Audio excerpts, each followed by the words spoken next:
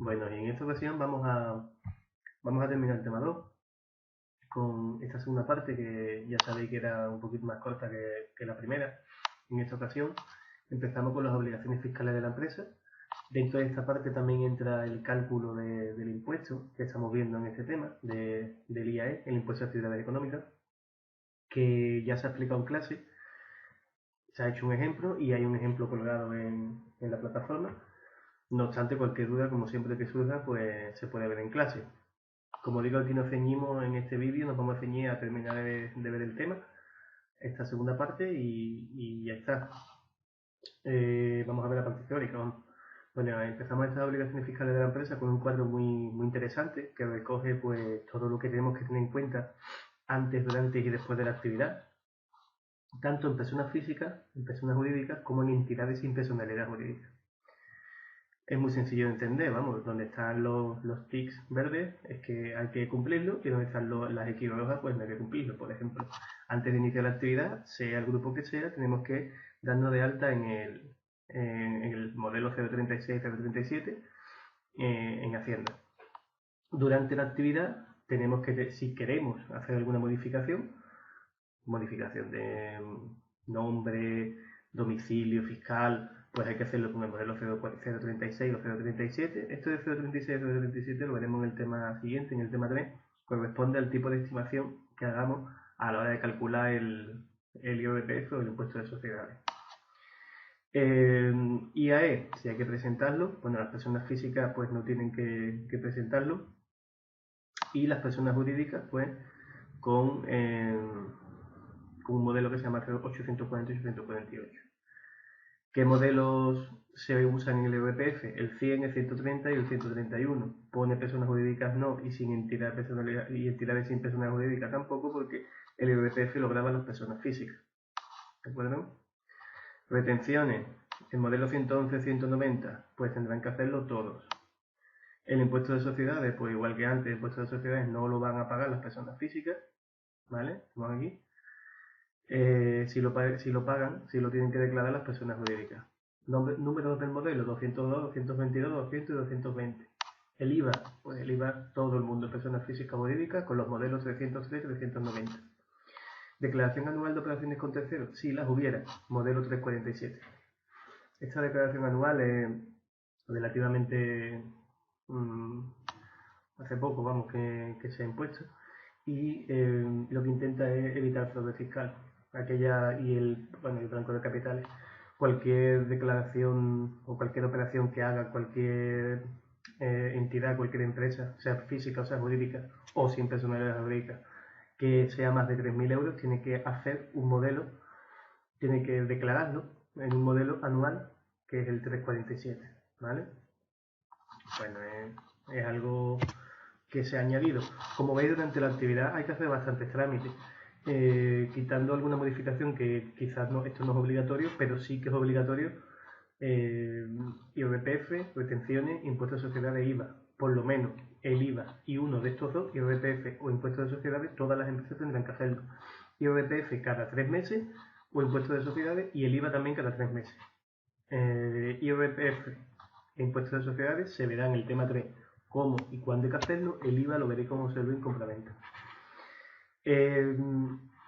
La declaración anual, pues lo que os digo, es solamente una vez al año y es un solo modelo que se hace pues, a final de año, ¿vale? No entramos más en IRPF ni en impuestos de sociedades porque ya digo que lo veremos en el siguiente tema.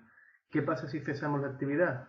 Por eso dice después de la actividad. Bueno, pues tendremos que darnos de baja en el IAE, tendremos que darnos de baja en la declaración censal, sea el tipo de personal jurídica que sea.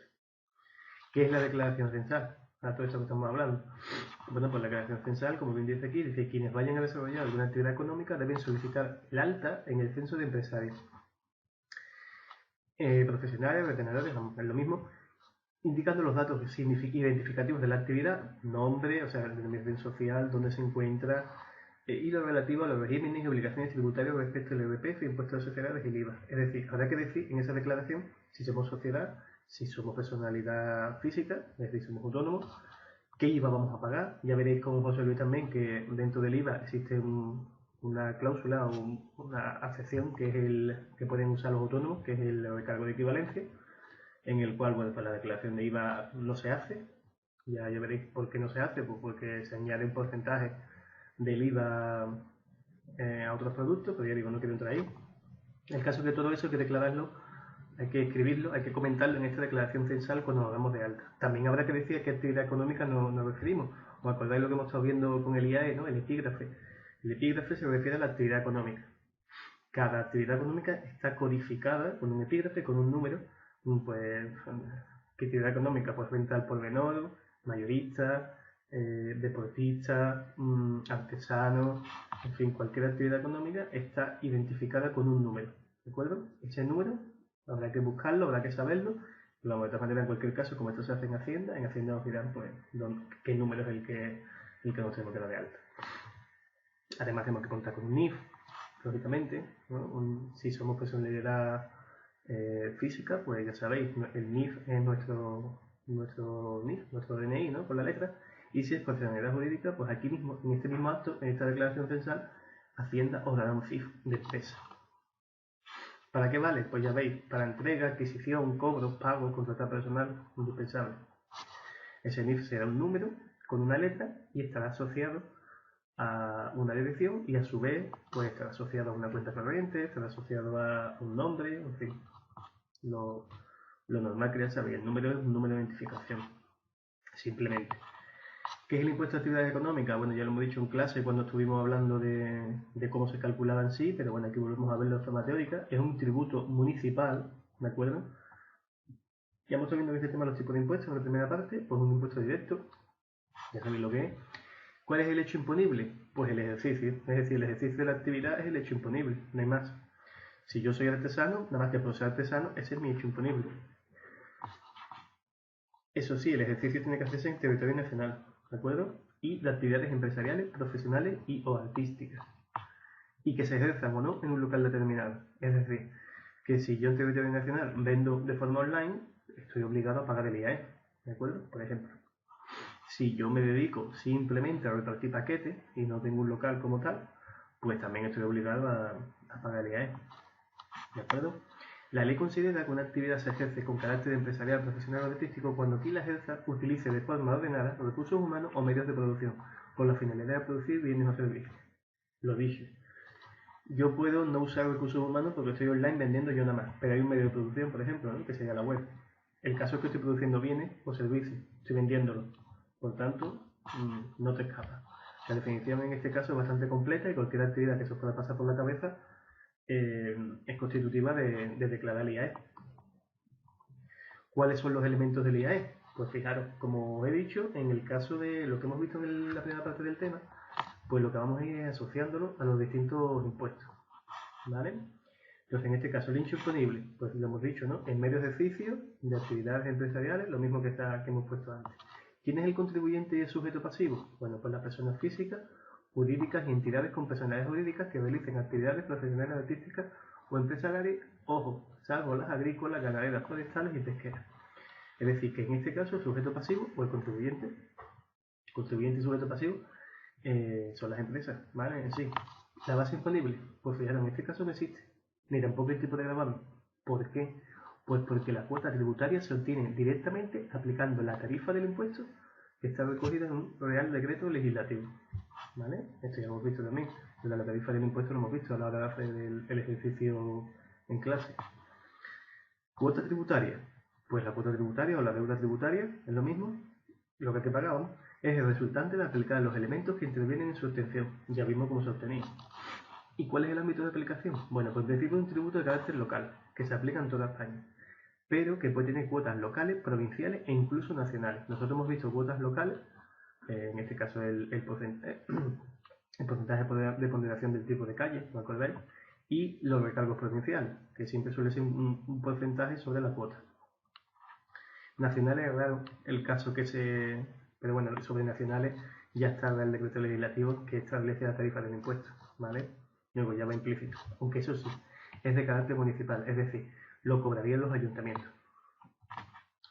Bueno, todas las personas y entidades, incluidas en el censo de empresarios, todas, deben darse de alta, ¿vale? Es lo que dice aquí. Tú te tienes que dar de alta en el IAE. Otra cosa es que tengas que pagarlo o no. ¿de acuerdo? Tú te das de alta en el impuesto y ya vemos si estás obligado o no estás obligado. Los modelos de declaración censal 36 y 37 son los que se usan, como hemos visto antes, por los sujetos pasivos, ojo, que estén exentos del IAE. Y el 840 es el que no está exento. Es decir, ahora vamos a ver las exenciones que están aquí.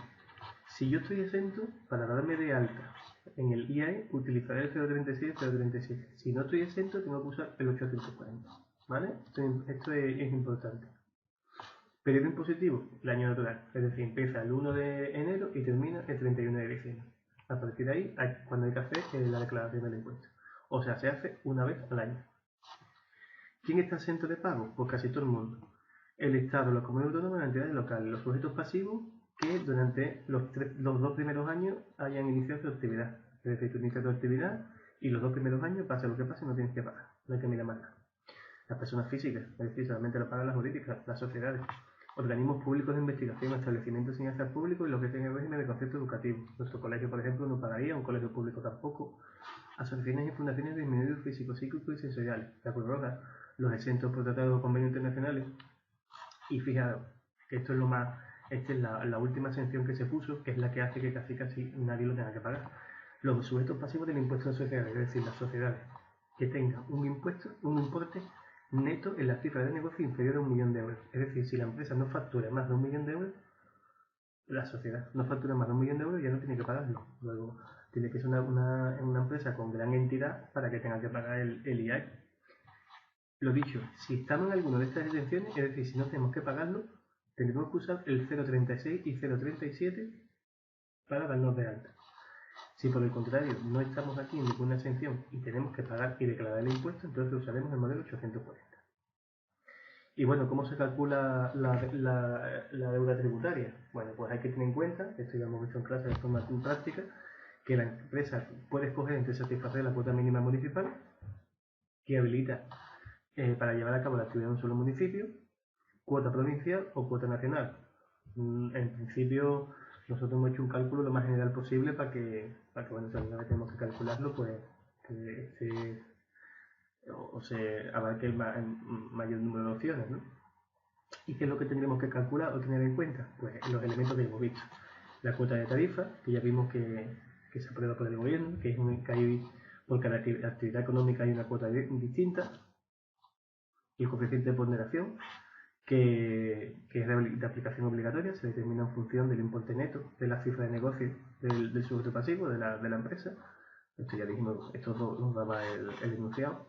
El tercero también lo da el enunciado, que es el coeficiente municipal de situación. Se supone que todos los ayuntamientos deben tener un coeficiente municipal por calle, ¿vale? Bien, como pone aquí, aquellos ayuntamientos que lo establezcan fijarán una escala de coeficientes que pondere la situación fiscal del local dentro de cada término municipal en función de la categoría de la calle. Ya digo, esto de forma teórica hay que saberlo, pero de forma práctica es simplemente un dato, un valor que se da en el enunciado. Y el recargo provincial, bueno, pues un porcentaje que se aplica al coeficiente de ponderación. Ya lo vimos también en el ejemplo. Es un tanto por ciento, un 20, un 30% que se aplica. Entonces al final tendremos que pagar la cuota que nos sale por un lado, más ese tanto por ciento de recargo provincial. ¿De acuerdo? Que es lo que cobran las diputaciones provinciales. Bueno, pues hasta aquí es la segunda parte del tema 2. Ya lo acabamos y nos vemos próximamente para ver el tema 3, último tema de la primera evaluación, en su primera parte.